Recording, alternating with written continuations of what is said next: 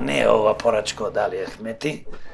Али Ахмети го контролира Артан Груби, но некојаш можда и не може да го контролира, бидејќи не можеш ти твоите членови, па и најблиските соработници да ги контролираш секогаш. Значи, Али Ахмети со самото тоа што дозволи да го креира Артан Груби е крив. Ако Али Ахмети беше на ниво политичар, ќе избереше некои други луѓе, многу почесни, многу поинтелигентни, за да бидат до него. Мојата приказна е следната.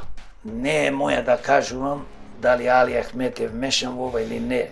Сигурно ако се бави со политика, јас пак ќе речам, ДУИ, СДС, ДПМН и другите ПЧС партии, сите се тие криминални пелдерти.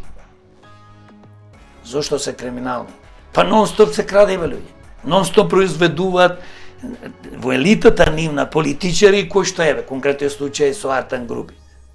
Значи, луѓе кои што се ставени на црната листа за корупција, за да го му дозволат Сашо Мјалков да не биде, се разбира, осуден, и одат прават притисок на судите. Тука колку пари, кој плаќал, шо прави, тоа е допрва треба да се открива.